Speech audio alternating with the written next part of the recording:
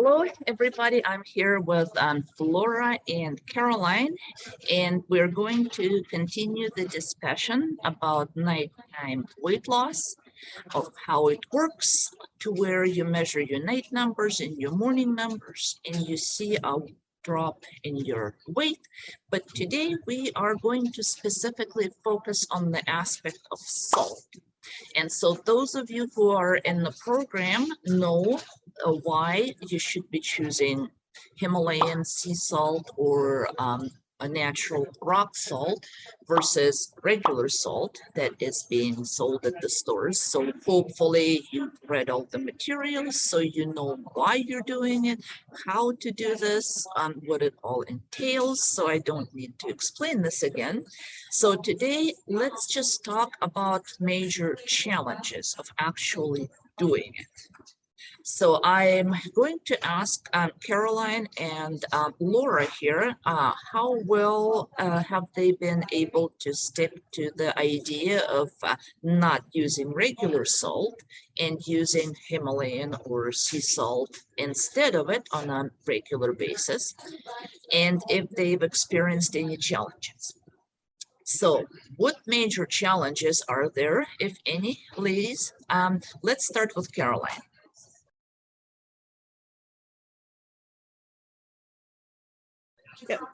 So one of my biggest challenges is that, that conventional salt is actually in everything. So I try to read the labels, but many of the products are not available with sea salt. And besides, my pantry is full of the stuff that I have already bought. And, I just cannot just throw it out. And most of those products are made with regular salt. Well, that, is actually a very common, I don't want to call it an excuse because it's a real challenge. But it's a very common problem, I guess we can say, that people have. They feel like, well, gee, I hate to throw out what I already have. And when I go shopping, I'm used to certain foods, not to others. And I would encourage all of you who are in that position to start slow and start making those changes. This is why in the program we're going by steps. You guys hopefully remember from the program the Kaizen principle, to where I'm telling you that even if you make a 1% progress every week, but you make that progress every week by adding 1% as you go forward, you're going to get there. If you start stopping yourself because of challenges, because you don't like something, because it doesn't fit, then obviously you're not going to get where you're going. And so when it comes to making the choices, no, I mean, you're not going to overhaul your entire diet because just because I said so, and it's actually not feasible. But I would want to encourage you to not use the idea that, well, gee, my foods aren't available with sea salt, or I already have stuff that I don't want to throw away, as an excuse to not do it. I understand it's very challenging, and in fact, I'm going to explain what to do about this challenge shortly as we go along in this meeting. But for right now, your main takeaway is that please don't use this as an excuse. I understand it's a real challenge. This is why I'm not expecting you guys to switch just to sea salt effective tomorrow. But what I do want to encourage you to do is set yourself a plan of how you're going to make it 1% better, at least every week, not even every day, just every week. Make a small change so that you're 1% closer to making those substitutions. But let's go on and let's ask Laura. Now, for me, I actually did not have, a problem getting rid of the old products and being very selective and buying new ones. I think this is because I've already tried a gluten-free diet before, And then I tried autoimmune. So I'm used to eliminating the foods that are excluded. Yeah, and so that is actually very common for people who have tried diets before because they're used to the concept that you can't have this, you can't have this. So that should tell you, Caroline, is that it's very doable. It's just getting over that initial hump. Yep. But the beauty of our program is that there is really no drastic changes. Like if you were doing gluten-free, for instance, you just eliminate all gluten and you go without. Here, you really don't go without a certain food because you can always find a very comparable substitute um, of it. You just got to make the effort and go gradually. But let's get back to Laura. What was your biggest challenge? Hmm. I would say my biggest challenge is eating out, and maybe not even so much as eating out in restaurants, but for example, we do a lot of family get togethers. And of course, no one else among my relatives pays attention to what kind of salt they use, but I have to eat there. Otherwise, it would be very rude of me, right? So if I came with my own food or something like that, it's just Oh, rude. oh, right. Exactly. And as I'm going to explain here shortly, all these are very valid reasons. No, you can't totally change your diet and start eating differently tomorrow. Or when you go to your relatives, that's, very legit. You really can't not eat their food because you're going to insult them. You really can't stay away from certain things that involve things that you're not supposed to eat. And when it's gluten, okay, maybe you find something else that's doesn't have gluten, at least eat something. But when it's salt, it's in everything, or sugar for that matter. So these, and like I said, I was very careful when I was explaining earlier to try and not label it as an excuse, because it's not an excuse. It's a very valid challenge. And yes, eating out is huge. Would you agree, Caroline? Yeah, actually, it's the same thing for me. Eating out, let me just share this one thing. There is a restaurant that me and my husband really like, and it is almost a tradition for us to go there on weekends, like a date night. If I were to give it up, it would mean losing something special that me and my husband do together.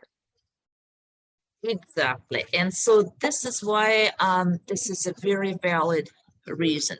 Um, the traditional diets, or mainstream diets, I should say, present the challenge of switching from one food to another as simply a choice of, well, eat this and not that. But once you think of a big picture, what happens is that you don't just switch the food. It also involves, your financial situation in a sense, because you have to buy different food. You have to overhaul your whole preference. You find yourself not being able to have the food that you used to. And most importantly, there are other aspects, like there is a social aspect that's involved very significantly in there, like Laura was mentioning family gatherings, or that a certain restaurant that's special. So it's your entire lifestyle that is based around certain foods. And so that is very fair to say. Yes, our lifestyles and our lives and food are very closely connected. And it is not fair to say that it's just a matter of eating this and not that on a regular basis, because it's a huge, big picture. And yes, you can make 1% changes with certain things, but with some things you can't. Like Caroline is mentioning, if it's a special occasion, it's a special thing that they do for bonding with her husband.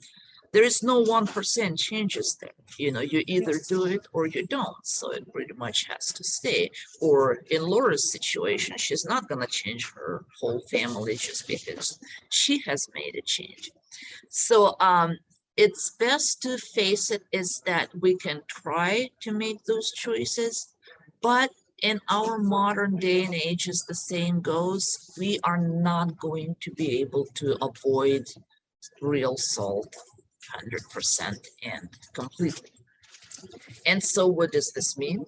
And if you guys have been doing your weight measurements as you're supposed to, then you notice, and you probably have charted it in your journal, is that when you eat it and you use your Himalayan salt, you've dropped X number of pounds.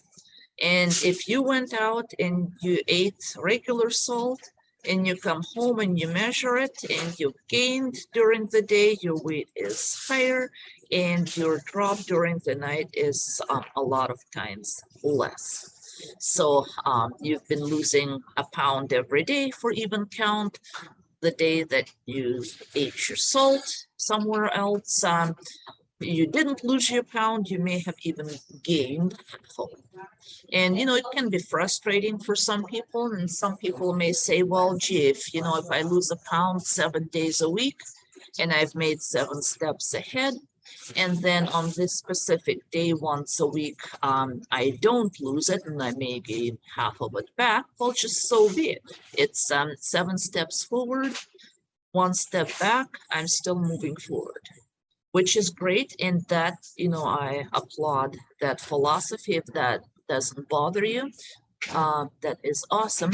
The only catch is that you can't use this excuse every day, because you still have to make those 7 steps ahead so that you can actually allow yourself to make a step back. And what I observe with a lot of people is that once they give themselves an inch, pretty soon they start taking a mile, and every day is an excuse. So you got to be careful about that. But the flip side of it, and that's how other half of people looks at it, is that they look back at what a regular salt actually is, and it's a manufactured chemical, it's a toxin. And so now you went out into your favorite restaurant and you've got this toxin floating around in your blood unchecked, wrecking all kind of havoc. And it really bothers them, and they, it's not just the weight gain, it's, all the health aspects associated with that. So what do you do when now you realize, hey, once in a while I have to put this toxin in my body and I really can't change that, but it's a very uncomfortable idea that it's there. And, maybe some people have more than, just a pound of weight gain once a week. Maybe, the social gatherings happen on a more regular basis. Maybe something always comes up. Maybe you don't cook, maybe someone else cooks for you at home, which would be another part of the social aspect of it. Maybe you live in a dorm and you eat in the cafeteria. Maybe you can change that. So when it comes to that 1%, you have to. You have to. If you keep doing this every day and expect a different result, it's not going to happen. But in the meantime, while you're making your 1% changes, and if you're getting frustrated with not seeing your results because you tend to run into salt on a continual basis, there are things that you can actually do. So what can you do about ingesting regular salt when you know you're not supposed to, and when you know that now you've got this toxin that is floating in your blood? So what do you do at that point? So what do you do to get rid of the effects of regular salt? So if you guys watched in the first part of the program, if you watched my presentation on what regular salt is and why it is a toxin, then you already know is that a Himalayan salt and a regular salt, that or regular salt, I mean natural salt that is mined from the earth, is actually a compound. It's sodium and other elements in it that oftentimes, not oftentimes, but basically do counteract its effects.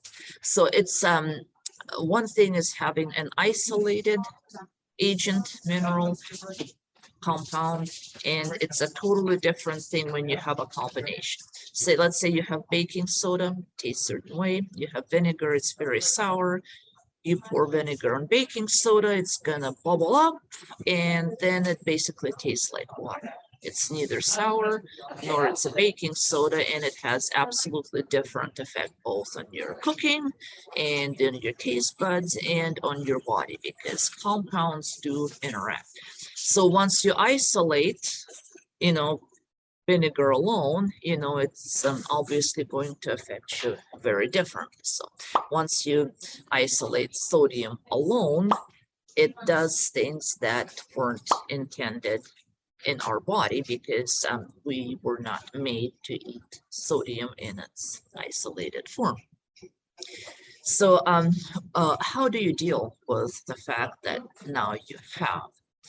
And one of the tricks, I would say, that my participants shared with me, and that doesn't come from me, it's just people say what does work, um, is again, do it at your own risk, which, risk is not, it's not going to harm your health or even your weight loss efforts. The risk is I don't know, if it works for everybody or not.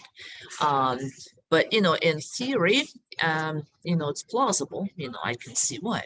So the reasoning there is that, well, if you ate isolated sodium, which normally comes in the same compound as your regular salt, you come home, you just put a little bit of Himalayan salt in your, in your hand and eat it. And so now you've got all those other elements to go with that sodium that, hopefully you'll flush out and you drink a lot of water and it will go out. And they've reported that once they've done that, then yeah, they start drinking and peeing, and then they don't experience as much of devastating readings from the two scale reading comparisons. They either didn't gain as much weight or they lose as much as they normally do during the night or whatnot. So again, if that happens once a week and it works for you, great. If that happens every day, then your sodium intake is going to be triple. And I don't think it's a very good idea because I don't care what it is, you can always have too much of anything, and that would throw you out of balance. Drinking a lot of water is not very good for your kidneys. So, maybe again, once a week, your kidneys can handle that. On a daily basis, probably not. Um, but a good way to counteract that, though, is let me explain a process here, and I tell you then what it is. Again, compounds interact together, and sodium and potassium are connected when it comes to our cellular functions. So like if you have a cell and there is sodium in there, it's only going to let in so much depending on what the potassium content is. So, they balance each other out. So the more potassium you have, the less sodium it's going to take, the other way around.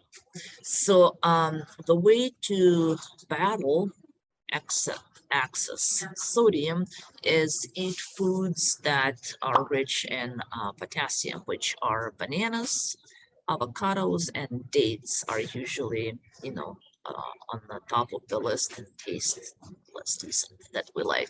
So if you end up, knowing that, hey, I ate regular salt today, number one, try to keep it to a minimum. So don't specifically go and eat some salty chicken or whatever. But if that happened, that is a way to bring that ratio more to its normal, is basically eat a banana or an avocado, and so that will help.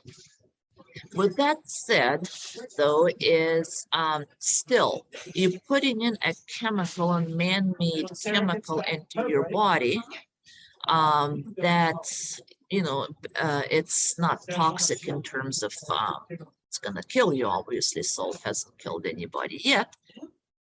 Although, if you look at it, the increased risk of heart attacks, maybe we can say that it has. It's just a slow acting toxin. Because when I talk about sodium, you guys know it doesn't come from me, and it's just not something that natural people invented. Your cardiologist will tell you the same thing. Oh, sodium is bad for you, don't eat it. Well, except you can't, as we've discussed.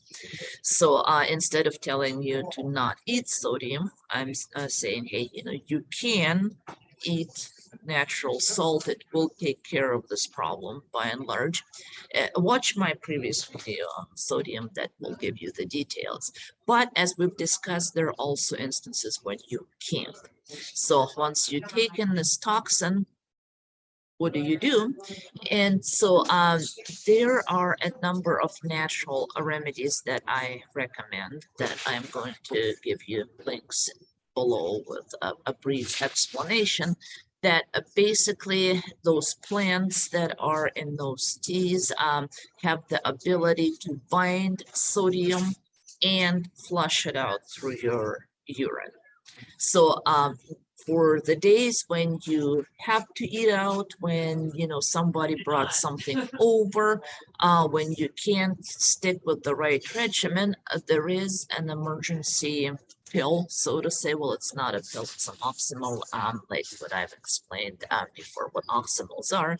But there is a little shot that you can shot glass, not shot in terms of injection, but a shot glass. There is a little shot that you can take that will help to bind that toxin and carry it out of your body.